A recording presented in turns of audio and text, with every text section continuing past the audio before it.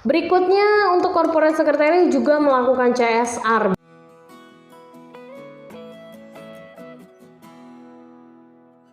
Pekerjaan spesifik, kamu jangan pergi kemana-mana, tetapi kamu bisa sedikit bergerak dikit gitu kan ya, dan terus jangan down ya, karena kini aku akan bahas mengenai pekerjaan spesifik nih dari seorang legal yang handal. Nah, kalau pekerjaan spesifik legal yang handal, ini aku akan lebih pelan ya, supaya kalian lebih masuk nih ngertinya. Nah, pekerjaan spesifik ini adalah bukan berarti kalian dikesampingkan, enggak. Tetapi kalau yang general tadi kan wajib ya. Kalau spesifik ini lebih kepada biasanya dia itu punya tambahan. Jadi misal legal litigasi atau misalnya legal and corporate secretary.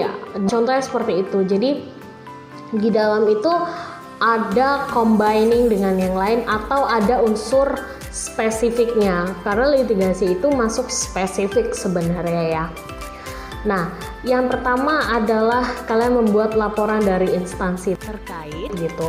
Nah, kenapa saya membuat ini sebagai spesifik? Karena tidak semua legal untuk mengerjakan ini. Contohnya untuk melaporkan laporan tahunan kepada OJK atau Bursa Efek, kadang legal yang melakukan, kadang corporate secretary yang melakukan, kadang juga orang finance yang melakukan. Jadi tergantung company itu.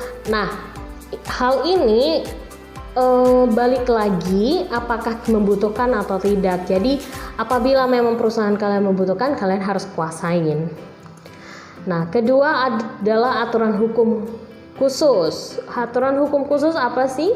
Contoh aturan OJK. Belum tentu semua perusahaan butuh mengikuti aturan OJK, karena yang butuh mengikuti aturan OJK adalah perusahaan-perusahaan yang berada di bawah naungan OJK.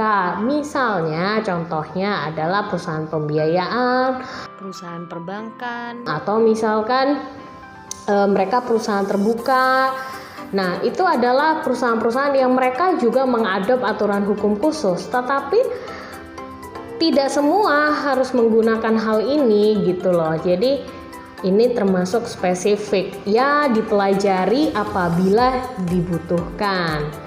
Yang ketiga adalah penyelesaian kasus perdata. Kenapa saya masukkan ini di spesifik ya?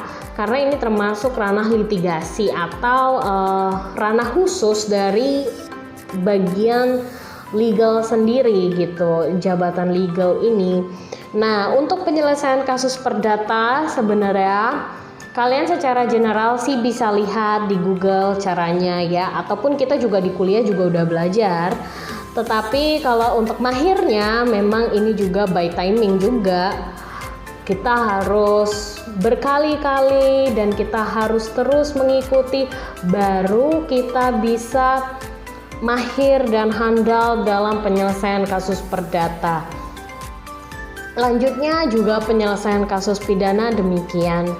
Kita kalau misalnya awal, pasti saya yakin semua legal dimanapun berada, kalau masih awal mereka akan awam dengan bagaimana sih untuk berkasus, bagaimana sih untuk beracara di pengadilan.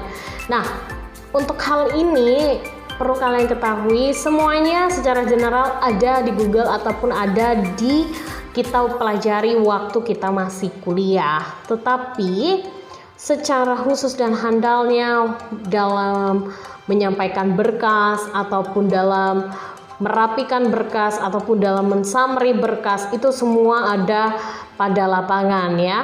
Jadi itu ada juga pada kita secara pengalaman kita dari orang yang experience sebelumnya, bagaimana cara mengumpul dan merapikan berkasnya.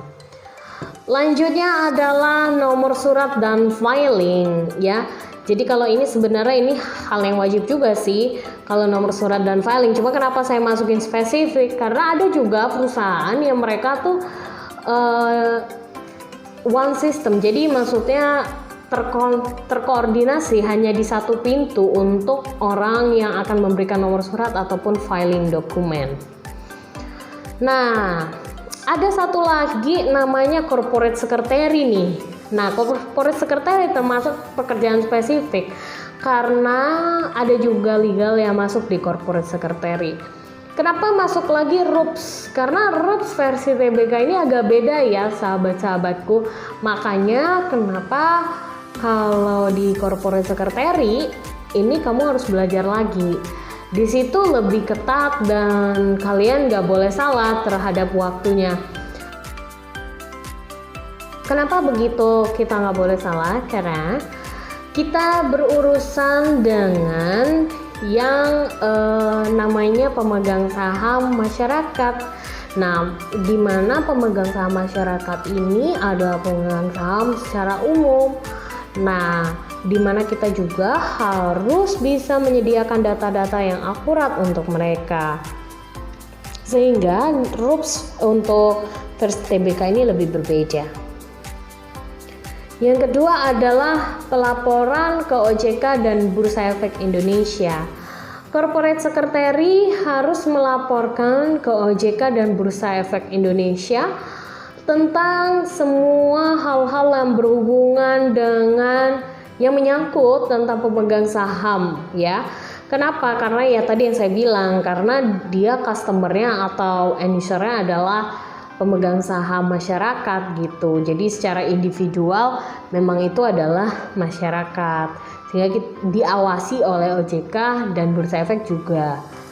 Oke, selanjutnya maintain pemegang saham dengan baik. Biasanya ada company yang mereka maintain pemegang saham sendiri, tapi kebanyakan kalau untuk TBK sih mereka pakai biro administrasi efek ya, sehingga udah pas gitu. Nah, mereka juga memakai yang ada di KSEI atau kustodian. Nah, itu juga mereka pakai tuh untuk maintain pemegang saham. Nah, berikutnya seorang corporate secretary harus menjadi penghubung antara perusahaan dengan pemegang saham.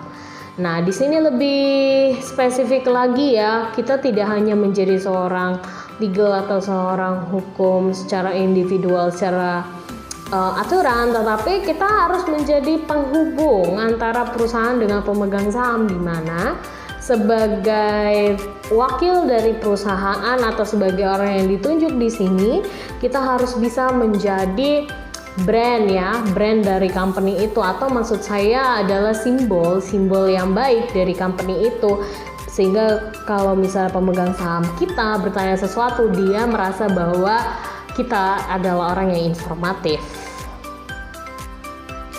Berikutnya untuk corporate secretary juga melakukan CSR biasanya atau corporate social responsibility, di mana itu merupakan salah satu kewajiban dari perusahaan untuk melakukannya.